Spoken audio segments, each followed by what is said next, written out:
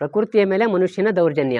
ಮುಂದಿನ ದಿನಗಳಲ್ಲಿ ಮನುಷ್ಯ ಪ್ರಕೃತಿಯ ಮೇಲಿನ ದೌರ್ಜನ್ಯವನ್ನು ನಿಲ್ಲಿಸ್ತೇ ಹೋದರೆ, ಪರಿಸರದ ಮೇಲಿನ ದೌರ್ಜನ್ಯವನ್ನು ನಿಲ್ಲಿಸ್ತೇ ಹೋದರೆ ಒಂದು ಕೆಟ್ಟ ದುಷ್ಪರಿಣಾಮವನ್ನು ಅನುಭವಿಸಬೇಕಾಗುತ್ತೆ ವೀಕ್ಷಕರೇ. ನಮಸ್ಕಾರ ವೀಕ್ಷಕರೇ, ಅದುವಾ ಟಿವಿಗೆ ಸ್ವಾಗತ. ನಾನು ಪ್ರಮೋದ ಕರಗೂರು.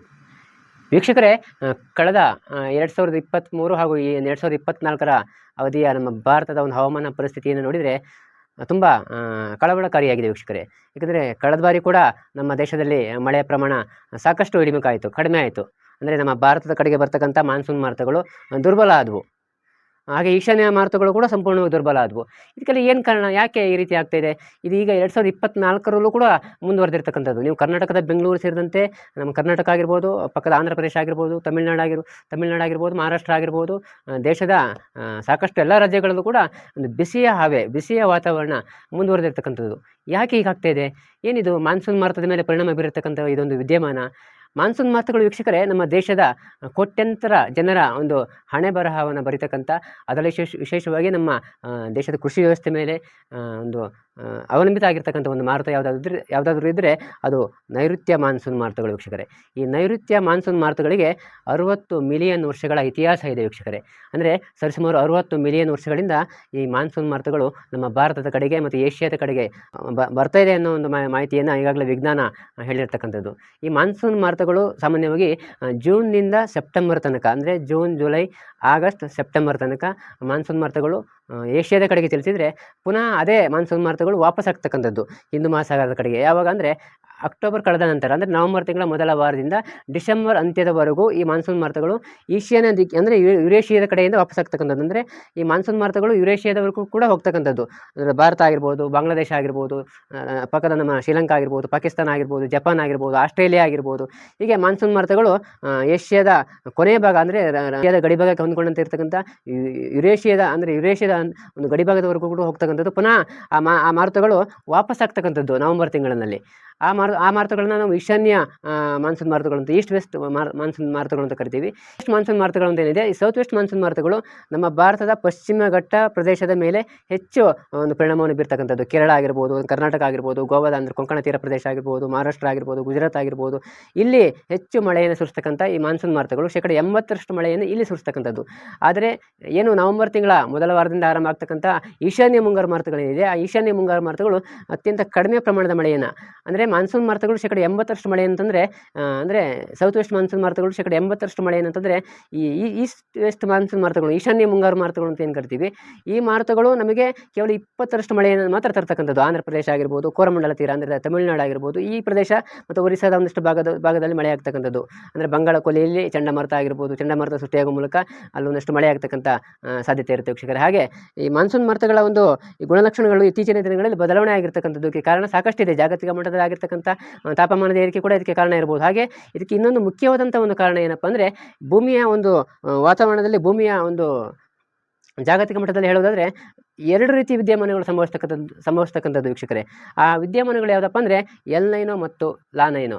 ಏನಿದು ಎಲ್ ನೈನೋ ಅಂದರೆ ವೀಕ್ಷಕರೇ, ಎಲ್ ನೈನೋ ಅಂದರೆ ಏನು, ಈ ಭೂಮಿಯ ಒಂದು ಮಧ್ಯಭಾಗ ಏನಿದೆ, ಭೂಮಧ್ಯ ರೇಖೆ ಅಂತ ನಾವು ಹೇಳ್ತೀವಿ. ಭೂಮಧ್ಯ ರೇಖೆಯ ಸಮೀಪ ಸೂರ್ಯನ ಕಿರಣಗಳೇನಿದೆ, ಸೂರ್ಯನ ಕಿರಣಗಳು ನೇರವಾಗಿ ಬೀಳ್ತಕ್ಕಂಥ ಒಂದು ಪರಿಣಾಮವಾಗಿ ಪೆಸಿಫಿಕ್ ಮಹಾಸಾಗರ ಏನಿದೆ, ಪೆಸಿಫಿಕ್ ಮಹಾಸಾಗರದಲ್ಲಿ ಇರ್ತಕ್ಕಂಥ ನೀರು ಬೇಗ ಬಿಸಿ ಆಗ್ತಕ್ಕಂಥದ್ದು. ಆ ಬಿಸಿಯಾದಂಥ ನೀರು ಇಂಡೋನೇಷ್ಯಾದ ಮೂಲಕ ಬಂದು ಪ್ರವೇಶ ಮಾಡಿದಂಥ ನೀರು ಹಿಂದೂ ಮಹಾಸಾಗರ ಆಗಿರ್ಬೋದು, ಬಂಗಾಳ ಕೊಲ್ಲಿ ಆಗಿರ್ಬೋದು, ಅರಬ್ಬಿ ಸಮುದ್ರ ಆಗಿರ್ಬೋದು, ಆ ಒಂದು ಬಿಸಿಯ ನೀರು ಈ ಪ್ರದೇಶಕ್ಕೆ, ಅಂದರೆ ಪಶ್ಚಿಮ ದಿಕ್ಕಿಗೆ ಒಂದು ಚಲಿಸ್ತಕ್ಕಂಥ ಪರಿಣಾಮವಾಗಿ ಏನು ಭಾರತದ ಕಡೆಗೆ ಬರ್ತಕ್ಕಂಥ, ಅಂದರೆ ಆಫ್ರಿಕಾಗೆ ಹೊಂದಿಕೊಂಡಂತೆ ಇರತಕ್ಕಂಥ ಮಡಗಾಸ್ಕರ್ ದ್ವೀಪ ಏನಿದೆ, ಆ ದ್ವೀಪ ಹಾಗೂ ಹಿಂದೂ ಮಹಾಸಾಗರಕ್ಕೆ ಹೊಂದಿಕೊಂಡಂತೆ ಆ ಒಂದು ಮಾನ್ಸೂನ್ ಮಾರುತಗಳು ಏನೆಲ್ಲ ಆಕ್ಟಿವ್ ಆಗಿರುತ್ತೆ, ಆ ಒಂದು ಅಂದರೆ ಅತಿಯಾದ ಒಂದು ಒತ್ತಡ ಇರುತ್ತೆ ಮಡಗಾಸ್ಕರ್ ದ್ವೀಪದ ಬಳಿ. ಆ ಒಂದು ಅತಿಯಾದ ಒತ್ತಡದಿಂದ ಕಡಿಮೆ ಒತ್ತಡ ಪ್ರದೇಶ ಇರತಕ್ಕಂಥ ಭಾರತದ ಕಡೆಗೆ ಮಾನ್ಸೂನ್ ಮಾರುತಗಳು ಚಲಿಸ್ತಕ್ಕಂಥದ್ದು. ಅಂದರೆ ವೀಕ್ಷಕರೇ ಒಂದು ಅರ್ಥ ಮಾಡ್ಕೊಳ್ಳಿ, ಮಾನ್ಸೂನ್ ಅಂದರೆ ಮಾರುತಗಳು ಯಾವುದೇ ಆಗಿರ್ಬೋದು, ಅತಿ ಹೆಚ್ಚು ಒತ್ತಡ ಇರ್ತಕ್ಕಂಥ ಪ್ರದೇಶದಿಂದ ಕಡಿಮೆ ಒತ್ತಡ ಇರತಕ್ಕಂಥ ಪ್ರದೇಶದ ಕಡೆಗೆ ಮೂವ್ ಆಗ್ತಕ್ಕಂಥದ್ದು ಮಾರುತಗಳು. ಹಾಗೆ ಮಾನ್ಸೂನ್ ಕೂಡ ಅಷ್ಟೇ, ಅತಿ ಹೆಚ್ಚು ಒತ್ತಡ ಇರತಕ್ಕಂಥ ಮಡಗಾಸ್ಕರ್ ಕಡೆಯಿಂದ ಭಾರತದ ಕಡೆಗೆ ಅಥವಾ ಏಷ್ಯಾದ ಕಡೆಗೆ ಮೂವ್ ಆಗ್ತಕ್ಕಂಥದ್ದು. ಈ ಒಂದು ವ್ಯವಸ್ಥೆಯ ಮೇಲೆ ಏನು ಅಲ್ಲಿ ಪೆಸಿಫಿಕ್ ಮಹಾಸಾಗರ ಇದೆ, ಪೆಸಿಫಿಕ್ ಮಹಾಸಾಗರದ ಕಡೆಯಿಂದ ಬರ್ತಕ್ಕಂಥ ಬಿಸಿ ನೀರಿನ ಒಂದು ವ್ಯವಸ್ಥೆ ಏನಿದೆ, ಅದರಲ್ಲಿ ಬಂದು ಪರಿಣಾಮವನ್ನು ಬೀರುತ್ತೆ. ಅಂದರೆ ಒಂದು ತಂಪಾದ ಹವೆ ಏನು ಅಲ್ಲಿ ಮಾನ್ಸೂನ್ ಮಾರುತದ ಹವೆ ಮೇಲೆದ್ದು ಬರ್ತಾ ಇರ್ತದೆ, ಅದರ ಮೇಲೆ ಬಿಸಿ ನೀರು ಬಂದು ಅಲ್ಲಿ ಒಳಗೆ ಸೇರೋದ್ರಿಂದ ಆ ತಂಪಾದ ಹವೆಯನ್ನು ಸಂಪೂರ್ಣವಾಗಿ ಹಾಳು ಮಾಡ್ತಕ್ಕಂಥದ್ದು ವೀಕ್ಷಕರೇ. ಅಂದರೆ ಅಂದರೆ ಅತಿಯಾದಂಥ ಒಂದು ಸೂರ್ಯನ ಶಾಖದಿಂದ ಬಿಸಿಯಾದಂಥ ನೀರಿನ ಒಂದು ಪರಿಣಾಮವಾಗಿ ಅಲ್ಲಿ ಮೇಲೆದ್ದು ಬಂದಂಥ ಒಂದು ಹವೆ ಏನಿದೆ ಸಾಂದ್ರತೆ, ಅದರ ಒಂದು ಸಾಂದ್ರತೆಯನ್ನು ಕಳೆದುಕೊಳ್ತಕ್ಕಂಥದ್ದು. ಅಂದರೆ ಆ ಒಂದು ಗಾಳಿಯ ಒಂದು ವ್ಯವಸ್ಥೆ ಏನಿದೆ ಅದು ತುಂಬ ಮೇಲೆದ್ದು ಹೋಗೋ ಪರಿಣಾಮವಾಗಿ, ಅಂದರೆ ಅತಿಯಾಗಿ ಬಿಸಿಯಾದಂಥ ಒಂದು ವಾತಾವರಣ ಏನಿದೆ ಅದು ತನ್ನ ತೂಕವನ್ನು ಕಳ್ಕೊಳ್ತಕ್ಕಂಥದ್ದು. ತಂಪಾದಂಥ ಒಂದು ವಾತಾವರಣ ಏನಿದೆ ಅದು ತನ್ನ ತೂಕವನ್ನು ಹೆಚ್ಚು ಮಾಡಿಕೊಳ್ತಕ್ಕಂಥದ್ದು. ವಾತಾವರಣದಲ್ಲಿ ಹೆಚ್ಚಿನ ಒಂದು ತೇವಾಂಶ ಅಂದರೆ ತಂಪಾದ ಒಂದು ವಾತಾವರಣ ಕಂಡು ಬಂದರೆ ತೂಕ ಹೆಚ್ಚಾದ ಪರಿಣಾಮವಾಗಿ ಮಳೆಯನ್ನು, ಅಂದರೆ ಮಳೆಯ ಮೋಡಗಳು ನಿರ್ಮಾಣ ಆಗಿ ಮಳೆ ಸುರಿಸ್ತಕ್ಕಂಥದ್ದು ವೀಕ್ಷಕರೇ.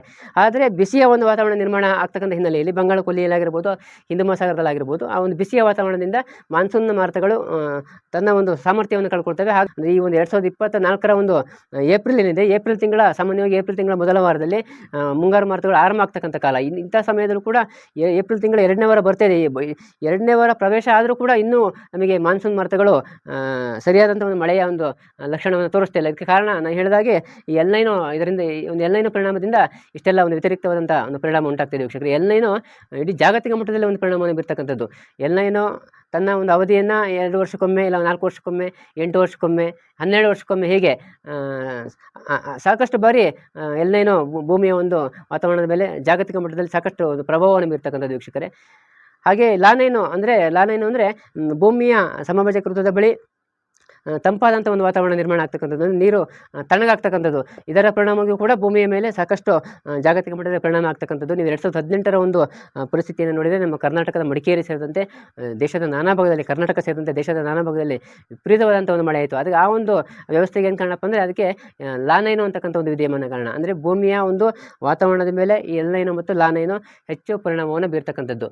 ಹಾಗೆ ಭೂಮಿ ಇನ್ನೊಂದು ವಿಶೇಷವಾದಂಥ ಒಂದು ಗುಣಲಕ್ಷಣವನ್ನು ಹೊಂದಿರತಕ್ಕಂಥದ್ದು, ತನ್ನ ಒಂದು ಸ್ವಾಭಾವಿಕ ಪ್ರಕ್ರಿಯೆಯಲ್ಲಿ ಭೂಮಿ ಹೆಚ್ಚು ಬಿಸಿ ಕೂಡ ಆಗುವುದಿಲ್ಲ, ಹೆಚ್ಚು ತಂಪು ಕೂಡ ಆಗುವುದಿಲ್ಲ. ಆದರೆ ಇತ್ತೀಚಿನ ದಿನಗಳಲ್ಲಿ ಎಲ್ನೈನೋ ಹಾಗೂ ಲಾನೈನೋ ಈ ಪ್ರಕರಣದಲ್ಲಿ ಎಲ್ಲ ಒಂದು ಕಡೆ ಏರ್ಪೇರು ಆಗ್ತಾಯಿದೆ ವೀಕ್ಷಕರು. ಇದಕ್ಕೆ ಕಾರಣ ಏನಪ್ಪ ಅಂದರೆ ಜಾಗತಿಕ ಮಟ್ಟದಲ್ಲಿ ಆಗ್ತಾ ಇರ್ತಕ್ಕಂಥ ವಾತಾವರಣದಲ್ಲಿ ಆಗ್ತಾ ಇರ್ತಕ್ಕಂಥ ಬದಲಾವಣೆ. ಅಂದರೆ ಭೂಮಿಯ ವಾತಾವರಣದಲ್ಲಿ ಆಗ್ತಕ್ಕಂಥ ಕೈಗಾರಿಕೆಗಳಾಗಿರ್ಬೋದು, ಮನುಷ್ಯನ ಒಂದು ಸ್ವಯಂಕೃತ ಅಪರಾಧದಿಂದ ಇತ್ತೀಚಿನ ದಿನಗಳಲ್ಲಿ ಭೂಮಿ ಮೇಲೆ ಇಂಗಾಲದ ಡೈಆಕ್ಸೈಡ್ ಆಗಿರ್ಬೋದು, ಅಂದರೆ ಇಂಗಾಲದ ಮಾನಾಕ್ಸೈಡ್ ಆಗಿರ್ಬೋದು, ಈ ರೀತಿ ವಿಷವಸ್ತುಗಳು ಭೂಮಿಯ ವಾತಾವರಣಕ್ಕೆ ದಿನೇ ದಿನೇ ಸಾವಿರಾರು ಟನ್ಗಟ್ಟಲೆ ಸೇರೋ ಪರಿಣಾಮವಾಗಿ ಈ ಒಂದು ಎಲ್ನೈನೋ ಮತ್ತು ಲಾನೈನೋ ಒಂದು ಬ್ಯಾಲೆನ್ಸನ್ನು ಕಳ್ಕೊಂಡಿರ್ತಕ್ಕಂಥದ್ದು. ಹಾಗಾಗಿನೇ ತುಂಬ ಅಪರೂಪ ಆಗಿದ್ದಂಥ ಈ ಎಲ್ನೈನೋ ಪ್ರಕರಣ ಆಗಿರ್ಬೋದು, ಲಾನೈನೋ ಪ್ರಕರಣ ಆಗಿರ್ಬೋದು ಹಿಂದೆ ಭಾಳ ಅಪರೂಪ ಇತ್ತು. ಯಾವಾಗಲೂ ಒಮ್ಮೆ 10 ವರ್ಷಕ್ಕೋ 15 ವರ್ಷಕ್ಕೋ 20 ವರ್ಷಕ್ಕೋ ಹಿಂಗೆ ಬರಗಾಲ ಸಂಭವಿಸ್ತಿತ್ತು. ಇತ್ತೀಚಿನ ಒಂದು 2010ನೇ ಇಸವಿ ಕಳೆದ ನಂತರ ಇಲ್ಲ ಭೂಮಿಯ ವಾತಾವರಣದಲ್ಲಿ ಸಾಕಷ್ಟು ಆಗ್ತಾ ಇರ್ತಕ್ಕಂಥದ್ದು. ಜಾಗತಿಕ ಮಟ್ಟದಲ್ಲಿ ಪರಿಸರದ ಮೇಲೆ ಮಾಡ್ತಾ ಇರ್ತಕ್ಕಂಥ ದೌರ್ಜನ್ಯ, ಅಮೆಜಾನ್ ಕಾಡು ಆಗಿರ್ಬೋದು. ಇವತ್ತು ಅಮೆಜಾನ್ ಕಾಡನ್ನು ಕೂಡ ಸಂಪೂರ್ಣವಾಗಿ ಸರ್ವನಾಶ ಮಾಡಲಿಕ್ಕೆ ಹೊರಟಿರ್ತಕ್ಕಂಥದ್ದು ಕೂಡ ಇಂಥ ಒಂದು ಎಲ್ನೈನೋ ಪ್ರಕರಣ ಆಗಿರ್ಬೋದು, ಲಾನೈನೋ ಪ್ರಕರಣ ಆಗಿರ್ಬೋದು. ಹಾಗೂ ನಮ್ಮ ಭಾರತದ ಪಶ್ಚಿಮ ಘಟ್ಟಗಳು ಕೂಡ ಅಷ್ಟೇ. ಹಿಂದೆ ಪಶ್ಚಿಮ ಘಟ್ಟಗಳಲ್ಲಿ ಕೂಡ ಸಮೃದ್ಧವಾದಂಥ ಕಾಡಿತ್ತು. ಪಶ್ಚಿಮ ಘಟ್ಟಗಳಲ್ಲಿ ಇತ್ತೀಚಿನ ದಿನಗಳಲ್ಲಿ ಮನುಷ್ಯನ ಒಂದು ಹಸ್ತಕ್ಷೇಪದಿಂದ ಅಲ್ಲಾಗ್ತಾ ಇರ್ತಕ್ಕಂಥ ಜಲಾಶಯಗಳಾಗಿರ್ಬೋದು, ಅಲ್ಲಾಗ್ತಾ ಇರ್ತಕ್ಕಂಥ ಅಂದರೆ ನಮ್ಮ ಭಾರತದ ಪಶ್ಚಿಮ ಘಟ್ಟಗಳು, ಅದರಲ್ಲೂ ವಿಶೇಷವಾಗಿ ನಮ್ಮ ಕರ್ನಾಟಕದ ಮಲೆನಾಡು ಭಾಗಕ್ಕೆ ಹೋದರೆ ಹಿಂದೆ ದಟ್ಟವಾದಂಥ ಒಂದು ಅರಣ್ಯ ಪ್ರದೇಶ ಇರ್ತಿತ್ತು. ಸಕಲೇಶ್ಪುರ ಆಗಿರ್ಬೋದು, ಚಿಕ್ಕಮಗಳೂರು ಆಗಿರ್ಬೋದು, ದಕ್ಷಿಣ ಕನ್ನಡ ಜಿಲ್ಲೆಯ ಒಂದು ಭಾಗ ಆಗಿರ್ಬೋದು, ಶಿವಮೊಗ್ಗ ಆಗಿರ್ಬೋದು. ಈ ಮನುಷ್ಯನ ಒಂದು ಲಾಭಕ್ಕೋಸ್ಕರ, ಆತನ ಒಂದು ಆಸೆಗೋಸ್ಕರ ಇವತ್ತು ಇಡೀ ಕಾಡನ್ನು ಸಂಪೂರ್ಣವಾಗಿ ಸರ್ವನಾಶ ಮಾಡಲಿಕ್ಕೆ ಹೊರಟಿರ್ತಕ್ಕಂಥದ್ದು ಈ ಒಂದು ಮಾನ್ಸೂನ್ ಮಾರುತದ ಮೇಲೂ ಕೂಡ ಪ್ರಭಾವವನ್ನು ಬೀರ್ತಿದೆ ವೀಕ್ಷಕರೇ.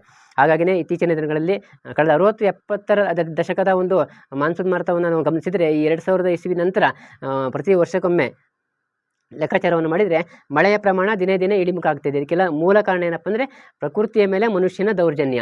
ಮುಂದಿನ ದಿನಗಳಲ್ಲಿ ಮನುಷ್ಯ ಪ್ರಕೃತಿಯ ಮೇಲಿನ ದೌರ್ಜನ್ಯವನ್ನು ನಿಲ್ಲಿಸ್ತೇ ಹೋದರೆ, ಪರಿಸರದ ಮೇಲಿನ ದೌರ್ಜನ್ಯವನ್ನು ನಿಲ್ಲಿಸ್ತೇ ಹೋದರೆ ಒಂದು ಕೆಟ್ಟ ದುಷ್ಪರಿಣಾಮವನ್ನು ಅನುಭವಿಸಬೇಕಾಗುತ್ತೆ ವೀಕ್ಷಕರೇ.